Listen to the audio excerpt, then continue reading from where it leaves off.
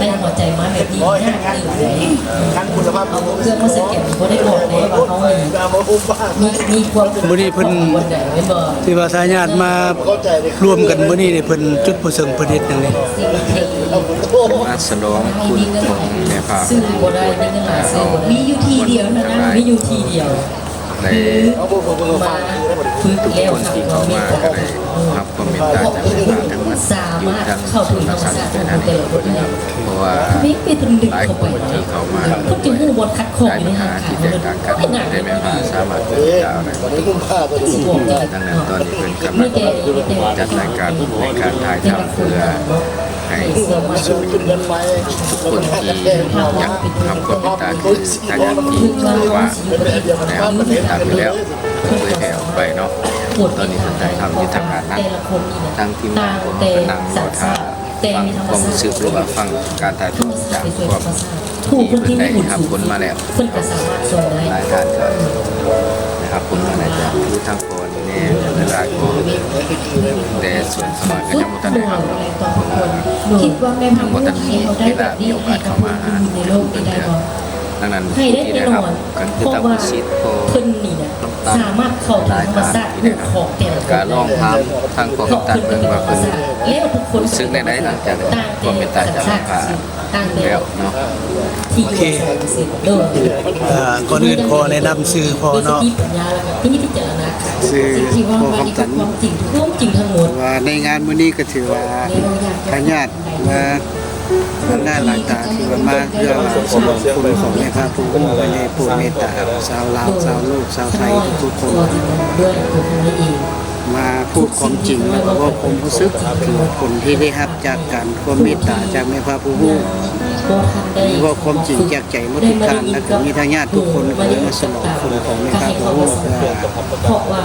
การที่เขา ผลได้รับหมดทุกคนที่ได้รับผลเมตตาจากแม่พระผู้นั้นแต่ที่จริงแท้ก็มีรายละเอียดก็มีหลายอยู่เพราะว่าเราคนย่อๆสู่ท่านผู้ชมได้ฟังเนาะ ส่วนที่เขาคาดคะ ที่ว่าเขาผู้ที่บ่ทันฮู้แต่คนเขามาศึกษาเบิ่งก็ได้เพราะว่าความเป็นไปมาที่ว่าที่จริงแล้วเขามาเพื่อมา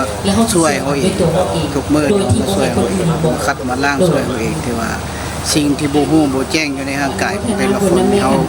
เขาเองเขาบ่สามารถรับรู้ได้มีแต่แม่พระผู้ฮู้สามารถรับรู้ได้แล้วเคลียร์ที่ว่าสิ่งที่บ่ฮู้บ่แจ้งเขาได้ขอเราสั้นๆหน่อยนึงเนาะมีอันตึง โอเคขอบใจ ขอบใจ โอเค โดยสบายดีทายาททุกคนเด้อมื้อนี้แม่นงานฉลองบุญฉลองคุณของแม่ปู่เด้อเพิ่นจัดงาน มีทายาทมาร่วมงานหลายแล้วก็มีการเบาความรู้สึกเบาความจริงจากคนที่ได้รับความโปรดเมตตาจากแม่ปู่เนาะแต่ละคนก็เรียนคิวเรียนแถวกันกำลังเว้าอยู่ทางพ่อก็นั่งฟังนำกันเนาะโดยประมาณเนาะ โอเค คน ข ใน อบใจ ลายเด้อ ท่านผู้ใดบ่พร้อมก็บ่เป็นหยัง สำหรับปกติแต่ละบ่พลิกแล้วเนาะคณะบ่พ้องว่าเป็นผู้ฟัง โอเคที่สุด ก็เป็นผู้ฟัง ที่ ทำเลยทำไปได้สบายห้องไปคนยังเพื่อนในเพื่อนครับก็เป็น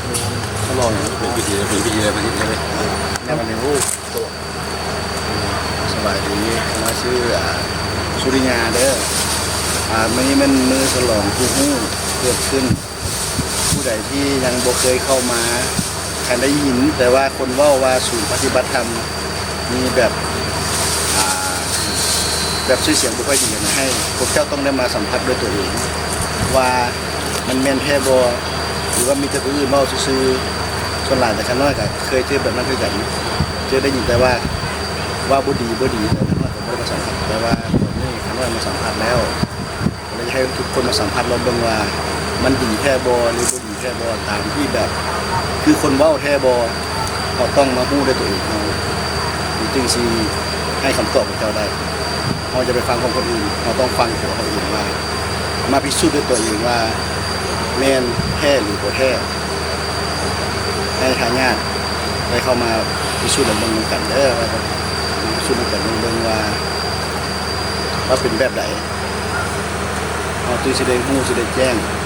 ว่ากับคนที่เขาเว้าอยู่ข้างนอกมันคือกันบ่อันนั้นมีแต่คนน่ะซึ่งให้ทายาททุกคนที่ว่าเข้ามา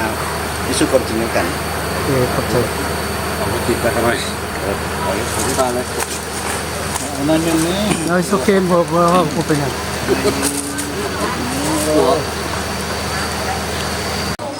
ยังได้มาทุกคนท่านแจ้งว่าได้รับความเมตตาความภาคอยู่อาจารย์ห้องคอยพุทธส่งไล่เพราะว่าแต่ก่อนจะง่ายอะไรไปแต่น้อยแต่ปัจจุบันนี้ท่านจ้างนะครับความเมตตาความภาคภูแล้วทางการของเราก็คือว่ามันทุกคนลงความเจ็บถอดปวดถอดเสียบถอดแขนที่นั่งร่างกายโผล่มาจากบางยุ่งเกินมาจากโรงพยาบาล โอ้มาจากโรงพยาบาลซึ่งแม่เขาเองก็เป็นอีกคนหนึ่งที่ในวันที่24 เดือน 7 2026เขานี่เองแม่เฒ่าก็เป็นอีกคนหนึ่งที่ได้รับความเมตตาร่วมกันกับหลายๆคนเนาะโดยแม่เฒ่าบอกให้ฟังแดว่าผลที่แม่เฒ่าได้รับหรือผลที่เกิดขึ้นกับตัวแม่เฒ่าเองในส่วนที่ได้รับความเมตตาจากแม่พระพุทธเป็นยังไงขอให้เขามาฟัง ฮัลโหลสบายดีมาไกสบายดีมื้อนี้มาทำหน้าที่หยังมื้อนี้ มาทำนาทีทอดตีนไก่แล้วก็ทอดไก่ มันกำลังทอดอยู่นะครับ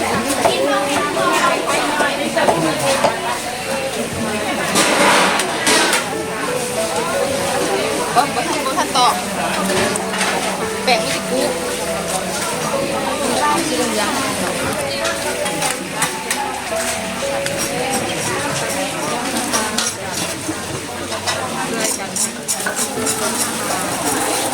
เดี๋ยวนั่นเจนเลยนี่ก็ได้มาเนี่ย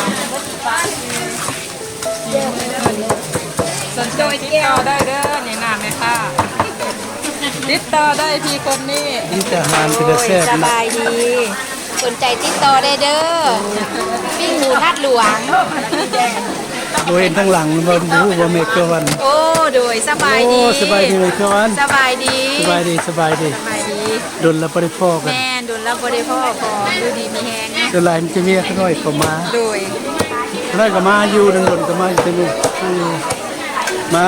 กินกาแฟน้ำเพิ่นอยู่ศูนย์ โอ้โดยพอได้รับความเมตตาเจ้าบ่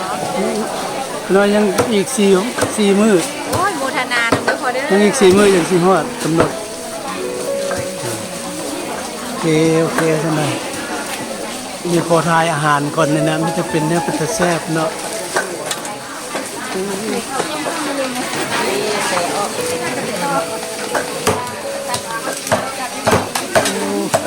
อาหารมีแต่อาหารจะแซ่บเลยเนาะ แต่อาหารแซ่บ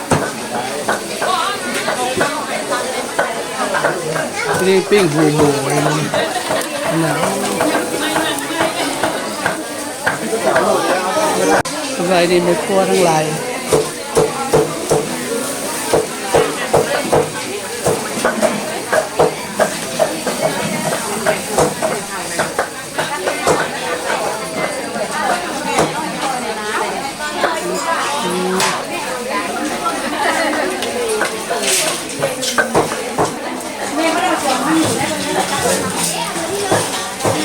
ปิ้งหมูแซ่บเลยเนาะ กินไม่พอทำไมกินนั่นเด้อกินชาย บาร์บีคิวมาแล้วจ้าไปทางไหนเนาะทางไหนแม่บาร์บีคิวทางไหน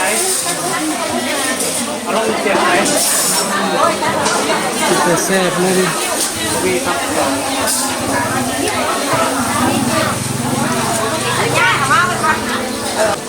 ฮัลโหลสบายดี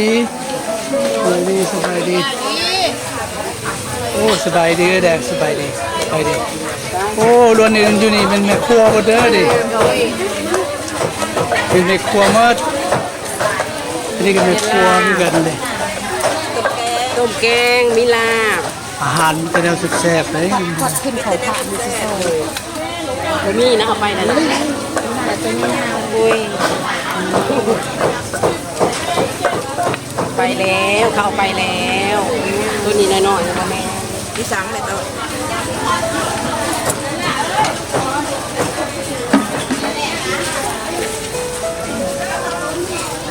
บริษัท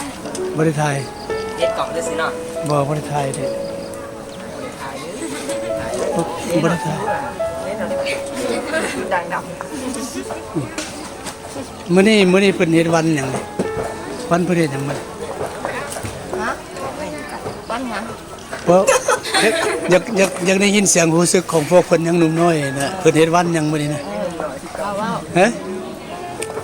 เพิ่นเฮ็ดในวันหยังมื้อนี้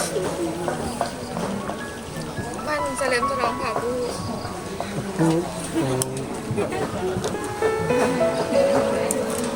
แล้วคำถามหนึ่งคำตอบได้ก็ตอบ อันนี้มือ แล้วสิถาม เพราะว่าเคยเห็นเรื่อยๆอยู่ในป้อมน้ำมันเนาะการมาฝึกมาปฏิบัติให้เขาได้อย่างไร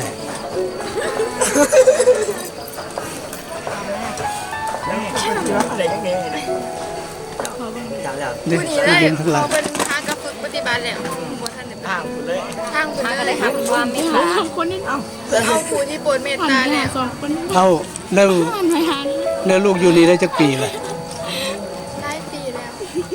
นางจะไปอยู่ได้จักปีเลยปีเดียวสันลูกมาปฏิบัติอยู่นี่ลูกได้หาผลอย่างไรมาปฏิบัติได้หาผลอะไรฮะเอาขี้อายเอาเบาลูก มาทำยังไงจาก ผลได้รับที่จากการปฏิบัติเนี่ย จากหลังจากได้ก่อนหลังจากได้ทำความเมตตาได้รู้สึกอะไร โอเค ลูกมาปฏิบัติอยู่นี่นะจุดประสงค์อย่างลูกจึงมาปฏิบัติอยู่นี่ฮะหลังจากปฏิบัติแล้วลูกมีความรู้สึกเป็นไปได้สัน ฮิวมี โอ้ผู้ใดได้ขั้นแขกเขาเบิ่งทั้งน้องเขาว่าโอ้ปฏิบัติแล้วก็ยังเรื่องว่าบ่ได้ยังต้องได้ต้องมีแนวได้แต่ว่าบ่กล้าเว้า It's okay It's okay